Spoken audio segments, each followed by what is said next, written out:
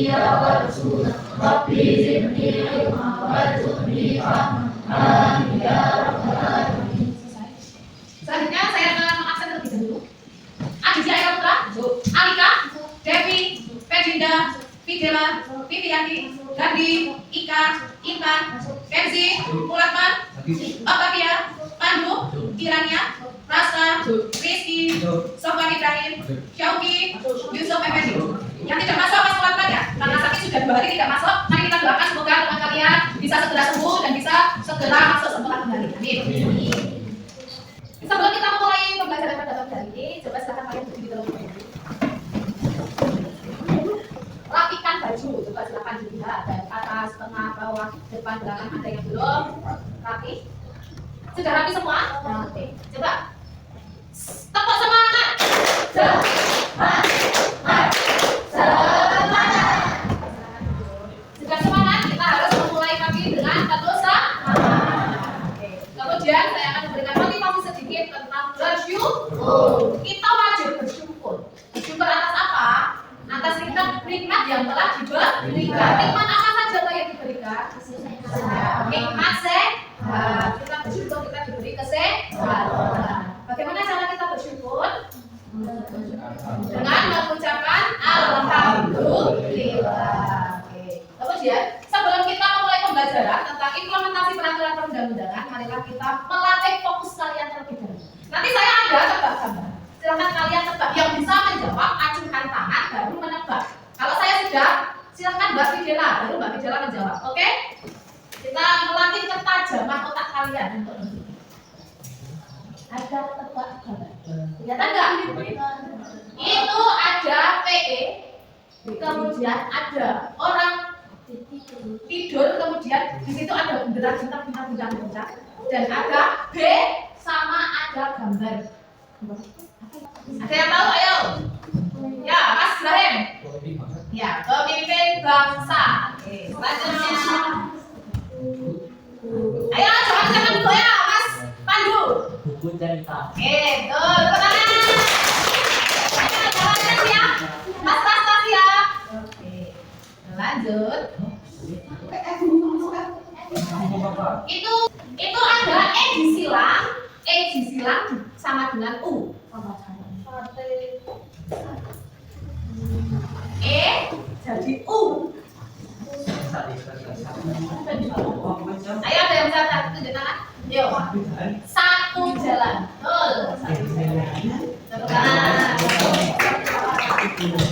Sudah, tebak-tebakannya besok kita tebak. Kita lanjutkan lagi tujuan pembelajaran. Murid dapat mengimplementasikan peraturan perundang-undangan di Indonesia dengan lanjut. Pertanyaan. Apa itu implementasi? Ya, apa implementasi? Penerapan.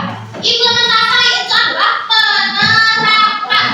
Jadi misalnya kita penerapan, berarti kita melakukan adalah sebuah penerapan. Kemudian yang kedua, apakah kamu sudah tahu sanksi jika melanggar peraturan di masyarakat? Tahu? Apa sanksinya? Dikucilkan, apalagi? Dicemooh, apalagi? Dijauhi itu sama saja dengan dikucilkan. Terus tidak dipercaya, itu nanti bisa dicemooh ya, masuk dicemooh. Terus denda bisa nggak? Denda juga bisa.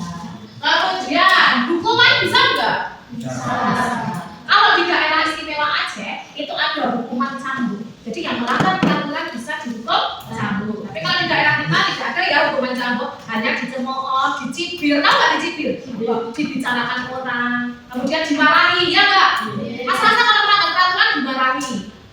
Itu adalah sebuah sanksi. Dan juga yang paling parah nanti sanksinya bisa dihukum atau didenda. Contoh kasus korupsi bisa dihukum dan juga didenda.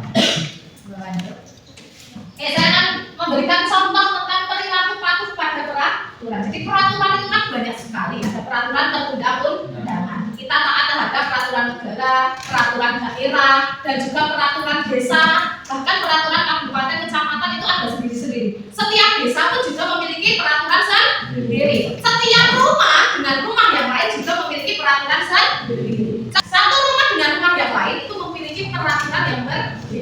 tinggal kita mau mematuhi atau tidak. Jika kita melanggar peraturan itu maka akan mendapat sanksi. Sanksinya ya tergantung dari orang tua kalian masing-masing. Kalau di sekolah sanksinya ya tergantung dari peraturan sekolah. Oh misalnya kalian merokok di sekolah, apa sanksinya? Pertama juga kedua bisa dipanggil orang tuanya, ketiga bisa diberikan surat peringatan. Jika berulang kali itu melakukan terus bisa dikembalikan ke orang tua. Gitu ya. Oke, ini adalah contoh perilaku patuh terhadap peraturan. Yang pertama memiliki akte kelahiran. Setiap anak yang lahir di Indonesia harus memiliki akte kelahiran. Yang kedua apa Mas Rizky?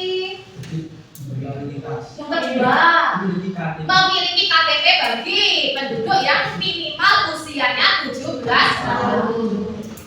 Kemudian selanjutnya Mbak Intan, tertib berlalu lintas. Contoh tertib berlalu lintas apa saja? Memakai helm, memiliki SIM, berhenti saat lampu merah, kemudian kendaraan bermotor harus lengkap. Terus yang terakhir tidak melanggar hukum. Contohnya tidak melanggar hukum, tidak melakukan kekerasan, tidak korupsi, tidak berjudi dan lain sebagainya. Kalian harus mentaati hukum yang berlaku. Selanjutnya, mari kita amati video.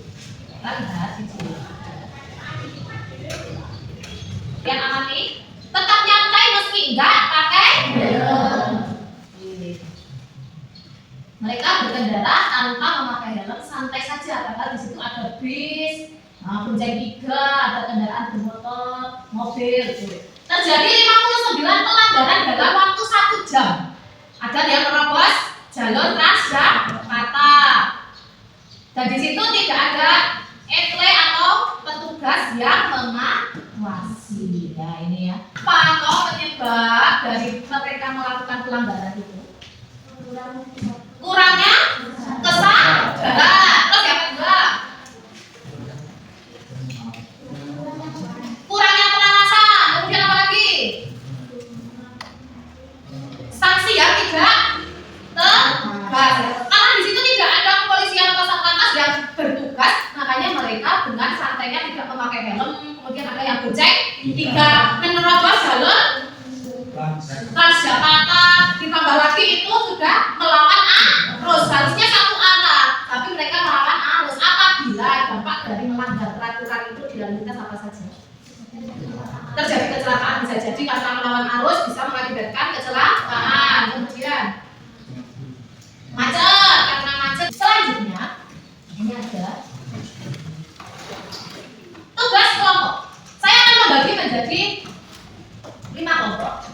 Silahkan membuat kelompok 4 orang secara berdekatan. Yang 2 orang bisa ikut ke sini sama yang satu. Ayo silakan membuat kelompok secara berdekatan. Silakan satu kelompok bisa mengambil HP-nya masing-masing. Mas Bahim ikut kelompok sini. Mas Rizky ikut kelompok yang itu. Satu kelompok silakan ambil HP-nya.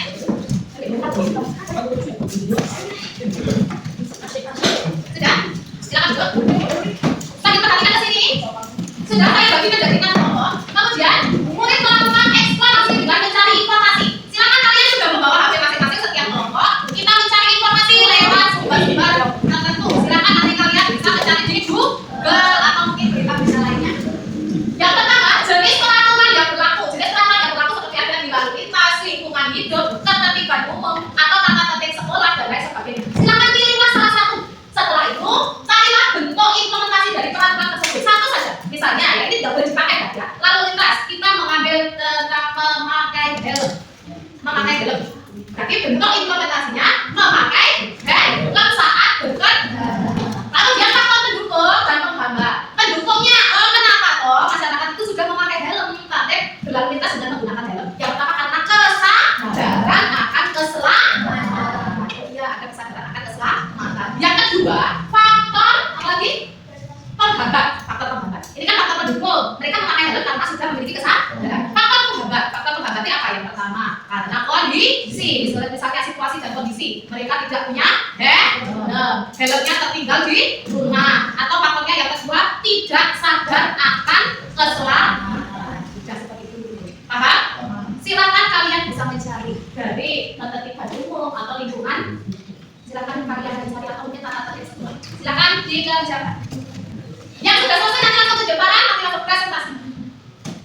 Kalau beri presentasi. Ayo, ketertiban umum. Ketertiban umum itu contohnya apa? Kalian mau mencari apa? Kalau lintas lingkungan hidup, ketertiban umum atau tata tertib sekolah? Jangan ikut yang lain, sekolah aja ya. Contoh untuk implementasi peraturan tersebut. Mau mencari apa? Kata tata tertib sekolah banyak sekali. Ya, kalian memberikan contoh implementasi peraturan tersebut. Oke. Tidak membolos ketika pembelajaran pendidikan Pancasila. Nah, itu sudah sampai A, tapi kan sudah 3 yang C, faktor pendukung dan penghambat. Jangan sampai faktor pendukung dan penghambatnya, mana anak itu akan mengikuti pembelajaran sama tidak mengikuti pembelajaran itu faktor pendukung dan penghambat. Siswa membolos. Siswa tidak membolos.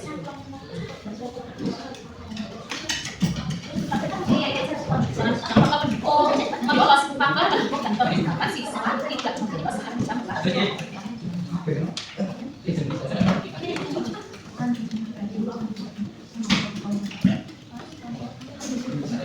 Nah, ini faktor pendukung.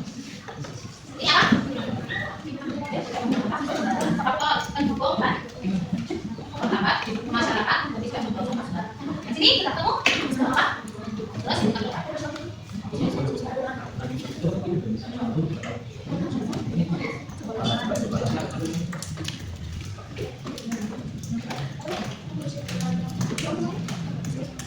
Jadi